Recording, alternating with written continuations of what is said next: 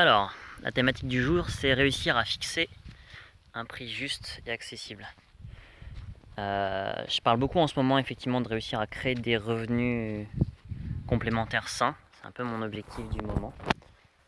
Là, je suis au lac du Mortier, il me semble, pas loin de Saint-Sauveur-en-Puisaye, en Bourgogne. Ouais, je parle plutôt pas mal de ça parce que c'est aussi mon besoin en ce moment. Donc j'étudie et puis je commence à avoir des clients. Donc j'essaie d'affiner à chaque fois. Il y a plein de différents critères sur comment réussir à fixer son prix. Il y a potentiellement il y a un trépied, il y a déjà quel est mon besoin, c'est-à-dire de combien j'ai besoin pour me nourrir. Il y a quel est le budget que mon client peut avoir accès. Il y a le prix de la concurrence potentiellement, parce que c'est très compliqué, et surtout si on détruit un marché, en fait, de faire un prix peu cher, ça envoie le message que l'on fait un service de mauvaise qualité. Ouais, je fais un peu ces vidéos à la fois pour m'en parler à moi-même, mais aussi parce que si ça peut servir à quelqu'un, tant mieux. L'important à la base, ça reste de fournir de la valeur, répondre à un besoin. Donc il y a deux façons de répondre à un besoin, soit de le créer parce que la personne ne s'en rend pas encore compte, soit effectivement simplement d'écouter et de répondre aux besoins.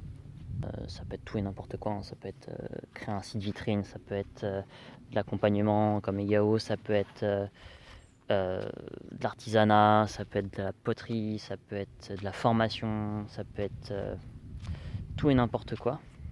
Mais donc ouais, c'est assez compliqué de trouver un prix juste, mais au final, ce que je trouve assez intéressant, c'est que en faisant payer son service, le client vote avec son argent, et c'est une mesure qui est inaliénable en quelque sorte. Si le client se rend compte du prix que ça coûte et qu'il le paye, c'est qu'il pense que ça va lui apporter suffisamment de valeur. Après, si on peut apporter une garantie, bon ça fait un peu marketing, mais on peut apporter une garantie comme quoi satisfait en remboursé, quelque chose du genre. Surtout pour quelqu'un de jeune comme moi qui va avoir un problème de légitimité. Parce que c'est pas toujours simple d'offrir des conseils à des personnes qui sont plus âgées que soi. Faut que je me fasse pousser la barbe, comme ça j'ai l'impression d'avoir quelques années en plus. Ouais, mais tout ça pour dire que c'est important de trouver un prix qui soit à la fois accessible pour ses clients, mais à la fois qui ne nous mette pas en danger financièrement. Donc c'est-à-dire qu'il faut commencer par calculer nos besoins. Est-ce que vos besoins c'est 1000 euros par mois, 1200, 1300, 1500, peut-être juste 500 euros par mois parce que vous vivez dans un van. À ce moment-là, vous savez combien vous êtes censé gagner par mois. Vous pouvez commencer à découvrir ça par semaine. Par exemple, si votre besoin c'est de créer 1000 euros par mois, on va dire avec les charges ça va faire 1500, 1600 euros par mois. En tant qu'auto-entrepreneur, j'entends. Du coup, tu découpes 1600 par 4 semaines dans le mois, donc il faut générer 400 euros par semaine, en moyenne. C'est-à-dire qu'il y a des semaines où tu peux générer 1000, d'autres semaines où tu vas générer 0. Donc ça c'est le premier, mon budget à moi, combien j'ai besoin pour vivre. Le deuxième c'est quel est le budget de mon client cible, donc ça propose de faire ce qu'on appelle un persona.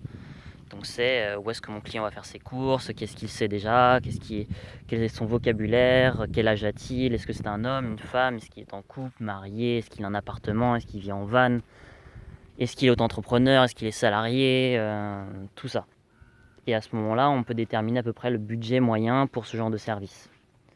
Donc on a un besoin, on va prendre un exemple avec Egao, c'est reconversion professionnelle, quitter la grande ville, réussir à en parler à mes parents, réussir à vivre de ce que je suis en train de faire de façon bénévole, mais réussir à m'en créer un métier ou en tout cas à soutenir une utilité en pouvant y passer 100% de son temps, donc en pouvant s'améliorer et vraiment se donner à fond. Donc on a parlé du budget personnel, on a parlé du budget du client, et enfin il reste la concurrence, c'est-à-dire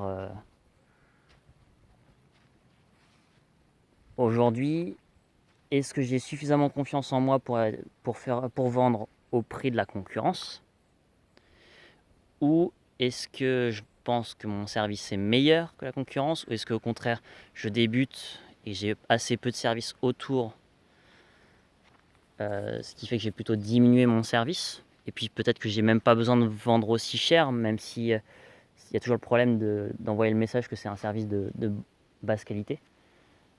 Je pense que l'important, c'est effectivement de réussir à faire passer le message que si c'est peu cher, c'est parce que vous le voulez bien et que vous fournissez quand même de la valeur, mais c'est un peu dangereux.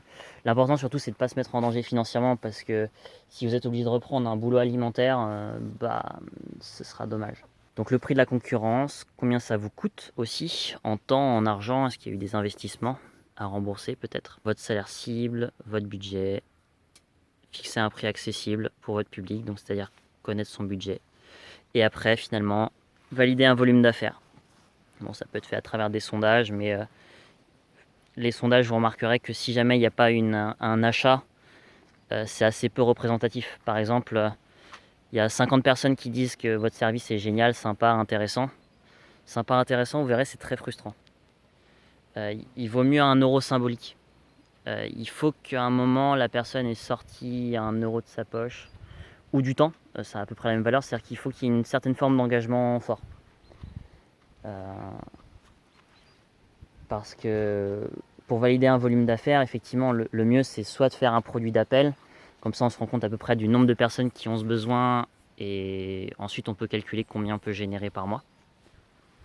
Voir déjà si ce qu'on fait est plausible, parce que si c'est pas plausible, soit on trouve un autre modèle économique, soit on change, c'est que le besoin n'existe pas, et ça sert à rien d'essayer de répondre à un besoin qui n'existe pas, on va juste se fatiguer pour rien, des choses qui arrivent. Et puis il y a le côté un peu syndrome de l'imposteur, où faut pas hésiter de fixer un prix, quitte à l'offrir au début, mais c'est très important d'avoir le prix pour dire que c'est un cadeau et que c'est pas un service peu cher, quoi. Que ce que vous faites, ça a de la qualité. Hop, petit bug. Ça va me permettre d'expérimenter un minimum de montage. C'est un peu, j'essaie d'augmenter un peu la qualité de la vidéo. Bon, c'est juste de faire des coupures, je ne sais pas encore vraiment faire d'autres choses. Revenons au sujet. Bon, de toute façon, je pense qu'on avait fait un peu le tour. Si vous voulez, j'ai commencé effectivement à écrire des articles. Il y en a un qui était sur se créer un revenu complémentaire, un qui était spécifiquement sur les limites du bénévolat. Ce qui rejoint vraiment la thématique de réussir à fixer un prix juste. Pourquoi est-ce qu'on fixe un prix, tout simplement? Je sais que le côté un peu capitaliste peut rebuter pas mal de gens, mais aujourd'hui c'est comme ça que le monde tourne. Je pense pas forcément que le commerce est une mauvaise chose. Le capitalisme qui a concentré des richesses, je pense qu'on est allé un peu trop loin. Il aurait fallu réussir à fixer des limites, et pour le coup le marché il s'autorégule pas. Ça n'existe pas. Comme le ruissellement, qui n'existe pas non plus. Mais je pense que le commerce, c'est quelque chose qui va rester de toute façon. On reviendra peut-être un peu plus à du communiste. Il y avait une vidéo géniale, si vous voulez la regarder, sur Esprit Critique, l'histoire du commerce, il me semble, qui présentait que, en fait, avant, on mettait surtout juste une communauté qui mettait des choses en commun et puis qui se les répartissait. Sur un mode de société qui me plaît plutôt bien. Et puis j'ai aussi une amie qui parlait d'économie, enfin de vivre en non monétaire, avec une liste d'envies, et du coup elle fournissait des services et les gens lui payaient non pas en argent mais avec des objets qui étaient sur sa liste d'envies. Ça allait d'un PC portable à des paniers d'AMAP pour en manger. Je trouvais ça assez intéressant. Surtout qu'il y avait un côté un peu militant, puisqu'il y avait des négociations avec Pôle emploi qui voulait la payer et qu'elle n'a pas voulu, elle voulait une autre formation à la place. Elle a mis du temps à négocier, mais elle l'a eu. Voilà, donc la question du jour, c'est quelle est la valeur que s'attend à recevoir votre client, et qu'est-ce que vous pouvez lui apporter, à quel prix. Mais vraiment, l'important, c'est le besoin. Le besoin, le besoin, le besoin. Bonne journée.